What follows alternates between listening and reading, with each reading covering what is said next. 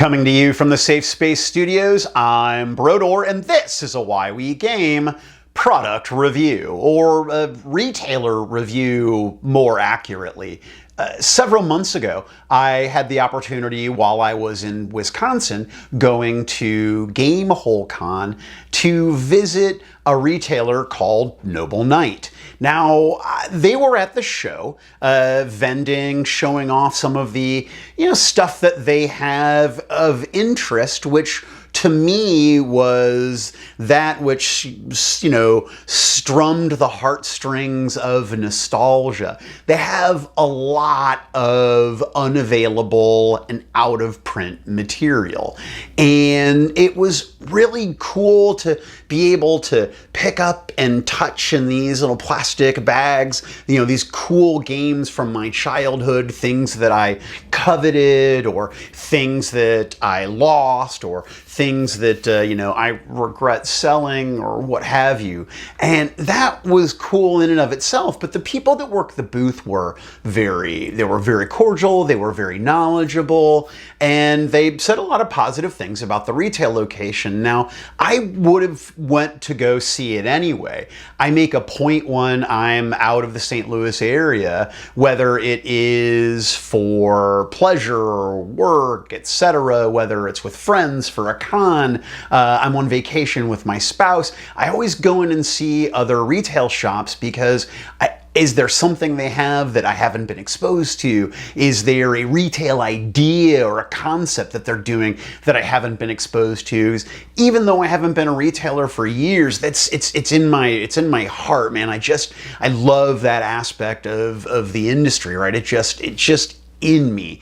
Anyway, so I stopped by Noble Knight, and I'll put a link here in the show notes, but I would encourage you to check out their website and take the virtual tour of their retail location because it's beautiful, it's well organized, it is very, very well stocked, well lit, clean, all of that, but it's cool looking, and it's got great signage, and it's got a fun vibe, and it's got a really wonderful gaming area. So it was just by itself, as a brick and mortar retailer, a place that I found to be fairly impressive. The retail staff there was very helpful, they were friendly, they were proactive in both, greeting and acknowledging and asking, if I needed assistance, etc. But then the next great bit, because here's the real reason you go. All that cool old stuff that I kind of lusted after at the convention and at GameholeCon, I could browse the website on my phone or whatever, or talk to the people here at the store and say, hey, do you have this thing in stock or that thing in stock and that old item, right? Because it really is where out of print is available again. And so I was looking for my first real love, and that was 2300 AD second edition, which was my first science fiction game. And I loved the concepts in it, the ideas, the 3 centuries after World War III, which, looks like Twilight 2000 was only a couple decades off. Anyway, World War III realities aside, I loved the idea of it, but I hadn't myself played really a lot of Gamma World or Star Frontiers or any role-playing games that had guns or really sort of hard sci-fi ideas, let alone, ridiculous, fantastical Gamma World ideas.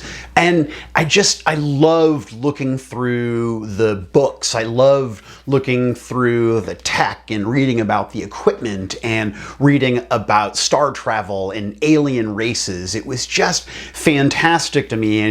When I was young, first exposed to gaming, I just never conceived of the idea that I can role play in anything that was not Tolkien or Dragonlance or Forgotten Realms or whatever. Unfortunately, to my great dismay, Noble Knight did not have second edition 2300 AD available. That box set just wasn't what they had. What they had was a copy of first edition. And I thought, well, may I see it? Because I asked about the price and it was $150. And I was like, dude, I can't afford to pay $150 for this piece of my childhood, especially when second edition is really the one that I want. But they were cool about it, and they were like, well, if you want to see it, yeah, no problem.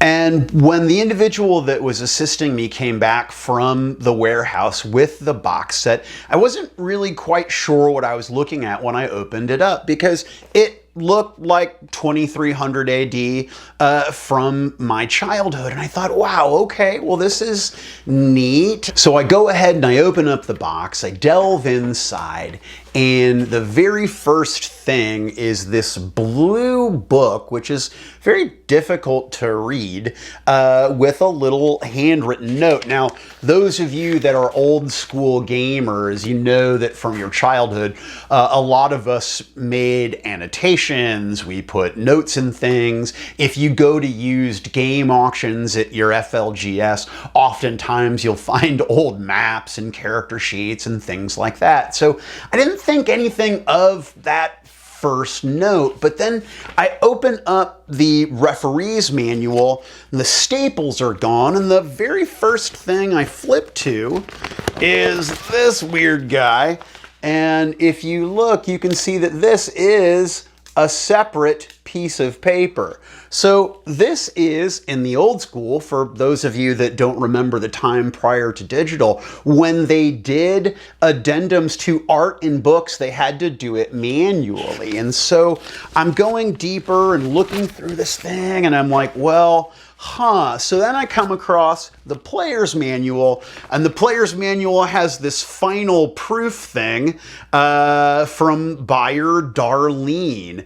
And it looks like that this is some sort of edit copy. And as I go through, there are all these different marks and annotations and just all sorts of different little bits of shorthand to indicate changes that need to be made, sections of column that have too much open space that need more verbiage added, art that needs to be replaced, charts that need to be deleted. And I realized that what I had in my hands was I guess a pre-production copy. Is that the right verbiage? Essentially a copy that was prior to it going to print, right? That had edit notes in it. And I thought, holy crap, that's a piece of gaming history that I don't think I can let go. It's not because 2300 AD is necessarily a great game. In fact, when my 2300 AD second edition box set arrives from Noble Knight in the next few days, I'll very likely start going on a personal wank about converting it to Savage Worlds because I love that system. But I bought this because I just thought that it was a piece of magic. You know, I've got so many role-playing games that I regret getting rid of for various reasons over the years.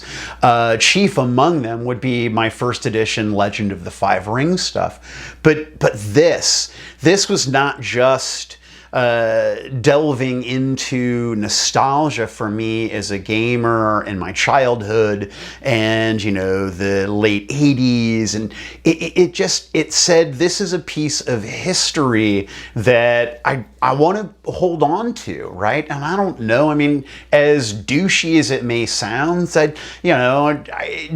maybe it belongs in a museum. Maybe there is a place where someday it will get love for being a piece of history. Or, you know, maybe someday my nephew's grandchildren will throw it away and wonder why it had been handed down all these years through family lines and why I never had my own children.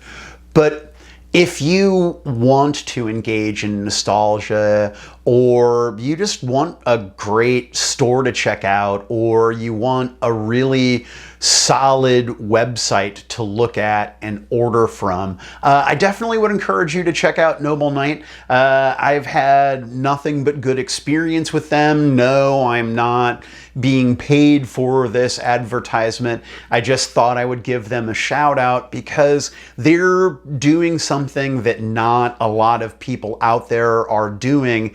Additionally, they're doing it really, really well. So if you're looking for a new place to shop now that Asmodee is taking over Miniature Market, maybe Noble Knight fills that hole, or maybe you shop at both because Noble Knight has an amazing amount of stuff and game companies and product lines available that you're not going to find many other places, certainly not stateside or as conveniently.